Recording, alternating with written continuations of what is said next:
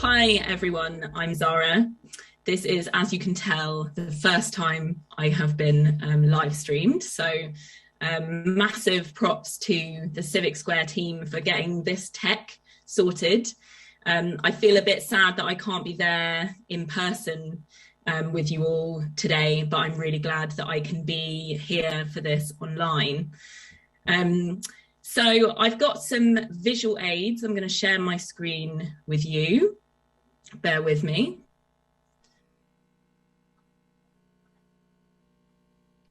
All right.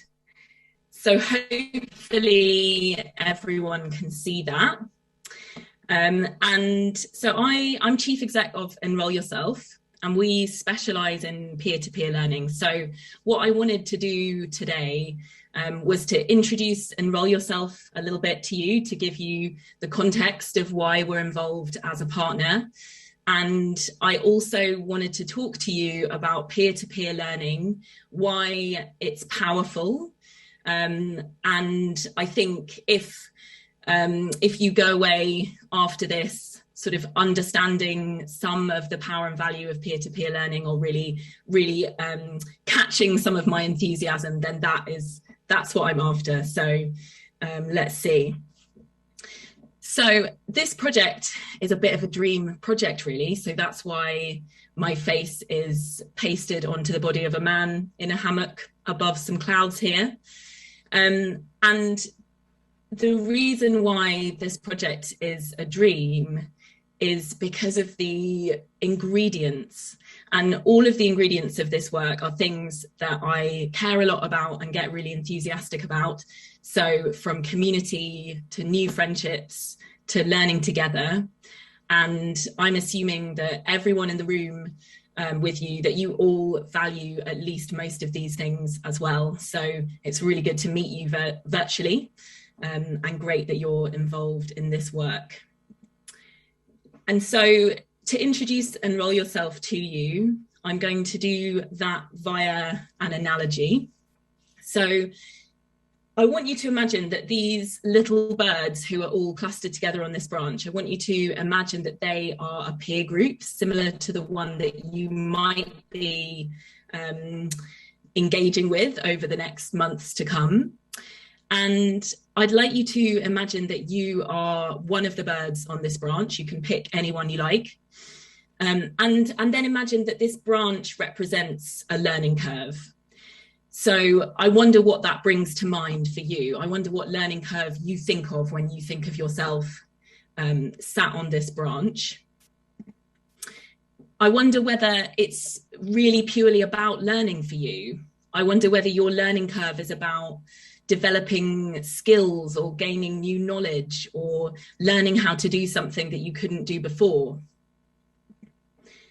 Or I wonder whether it's really about support, whether your learning curve is about finding the support that you need from others around you so that you can either do something that you didn't think you could do, or so that you can get through something in your life that's challenging. Or maybe your learning curve is really about action. Maybe you're really wanting to know how you can make a difference when it comes to climate change or social justice or some other purpose that fuels you.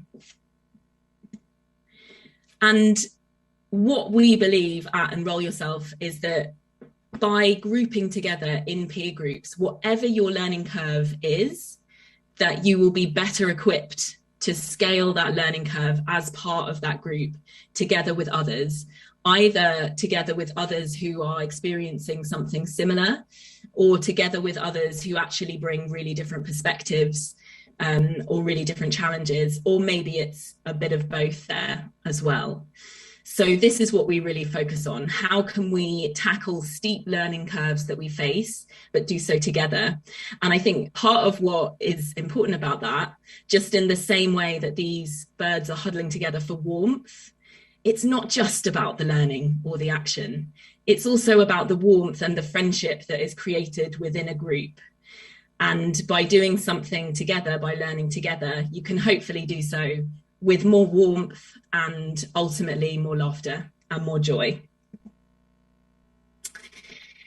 And so in practice, it's not birds that we work with, it's people. And so this is one of our peer groups at Enrol Yourself, one of the first peer groups actually that came together in Birmingham several years ago when we began. And what we do is bring groups together, as I've described, but we also design structures that groups can embark on together so that they can get the most out of one another over a period of time that they commit to working together for. And our typical learning structure, we call the learning marathon, tends to be 6 months long, so a little bit shorter than the journey that you are all embarking on. And there are touch points along the way that really help the group to take on shared responsibility for their learning. So where different members of the group are becoming teachers or facilitators at different points. And you will absolutely be seeing all of those values show up in the journey that you're about to embark on as well. And so we've done lots of these learning marathons and lots of these learning journeys, and always in these small groups of humans. So most of these pictures are actually pre-COVID. Since COVID, we've done a lot more of these groups online as well. But this is how we've really developed our craft, if you like, through working with lots of groups of people. And so that's one of the things that we do. So the label at the bottom, the learning marathon, bringing people together into groups. And the reason that that label is next to the roots of this tree is because that's really the heart of our work. And we like to think of it as roots because that's how we do our learning. That's how we absorb our learning as an organization.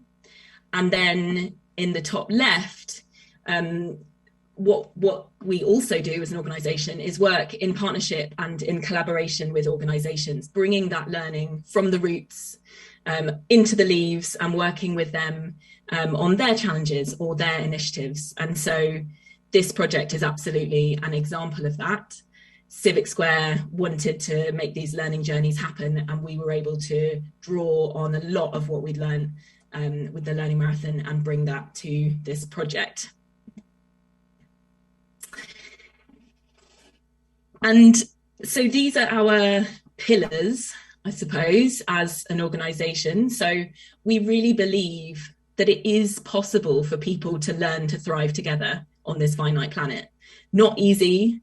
And timeline is a totally different question, but we believe that that is possible. And then we know that our potential, our human potential to learn how to do this is infinite. So again, whether or not we actually unlock the potential that we need to is a different question, but we know that the potential is infinite. And we also know through our practice that well-crafted peer groups can unlock potential that individuals cannot unlock on their own. So that was the same words that Imi showed before.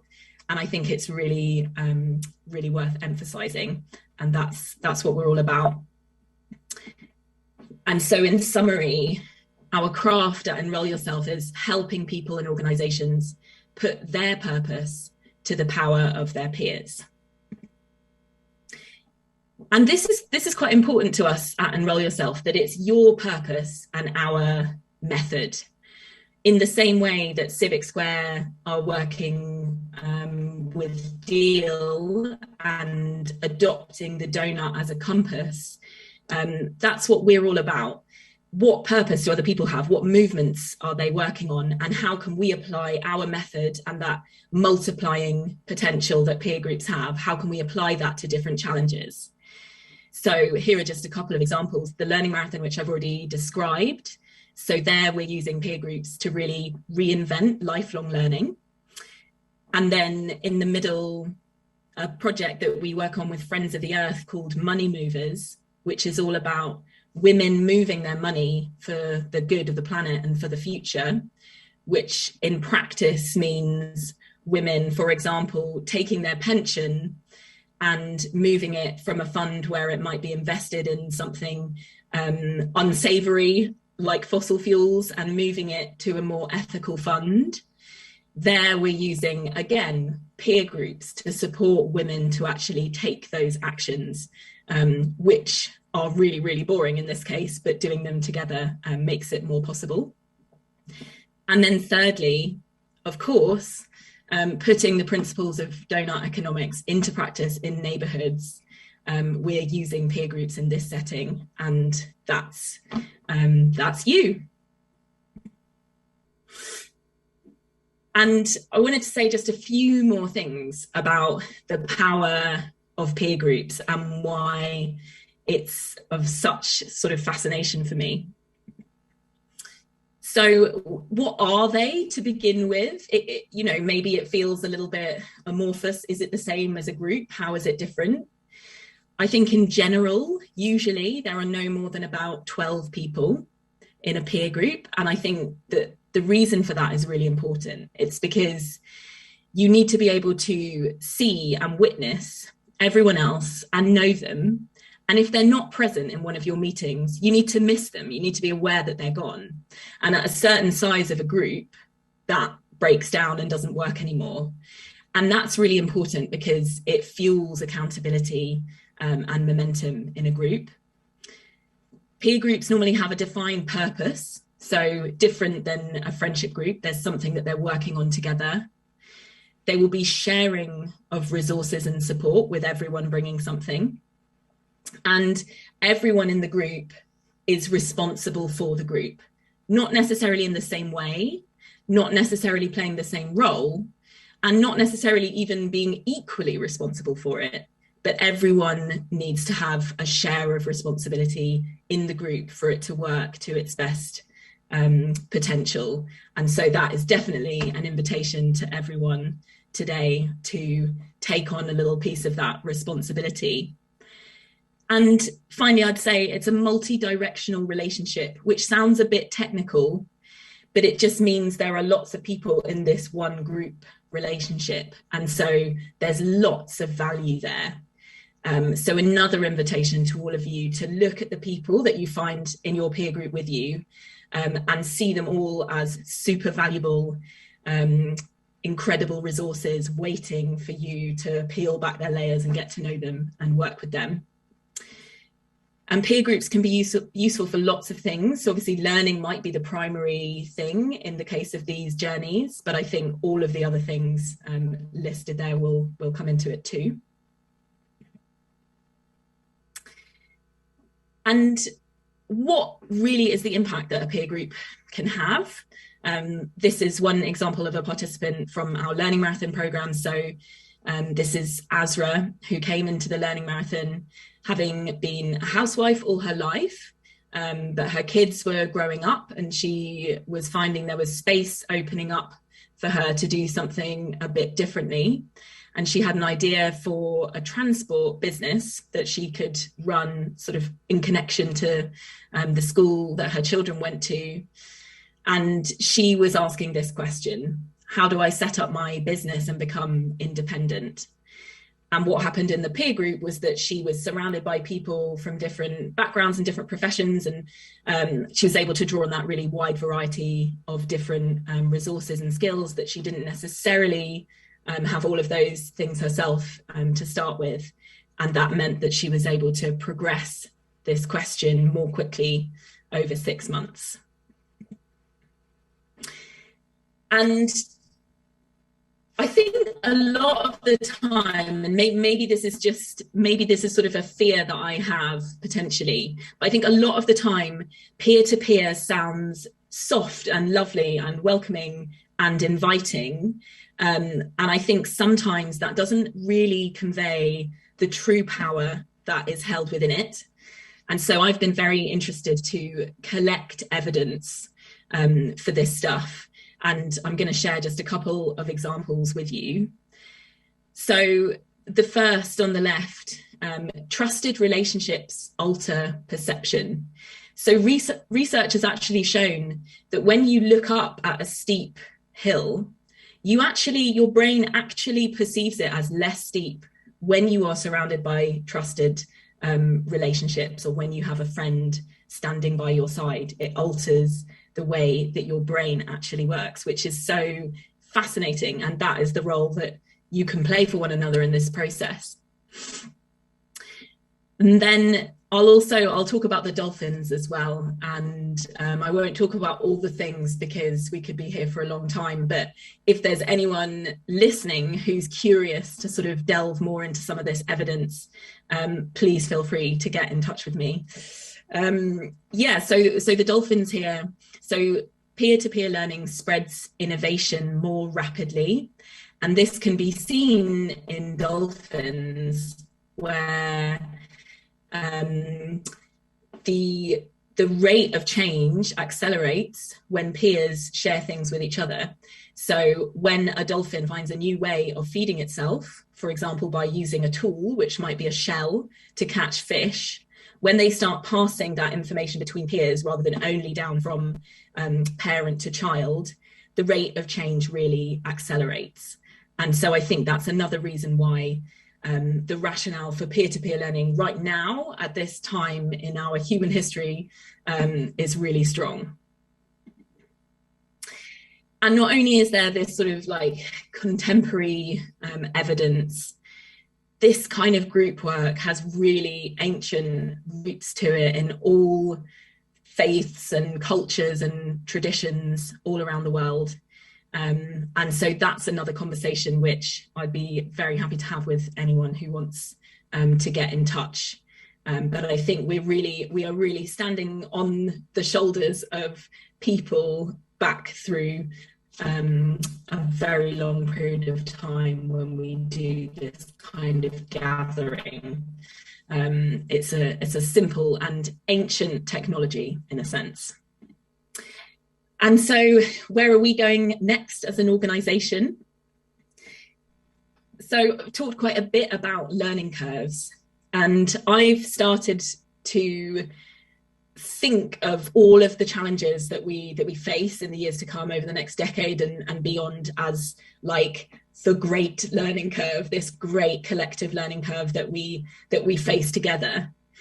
And I think the danger is often feeling like this GIF, that sense of, can we possibly scale this steep curve in the time that we need to?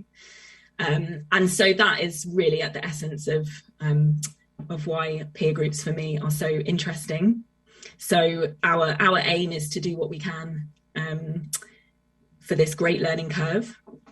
And to finish on one more analogy, I don't know if there are people in the room who are already interested in mushrooms and mycelium. So mycelium is all of the white sort of marshmallow looking mesh that you see within the soil here underneath. And the way it works is that the mycelium is always in the soil, and then sometimes the mushrooms will fruit above the surface. And I think that's how we like to think of our work at Enrol Yourself. We're trying to weave a lot of this mycelium underneath in the hope that peer groups can fruit above the surface, and that more people can use peer groups to further their purpose. And so popping up more and more peer groups, that's what we want to see. And so that's it from me today. We're really welcome to get in touch with me. I'd love to hear from people, and I am just wishing everyone a very good learning journey and a really good weekend before you get going. So thank you for having me.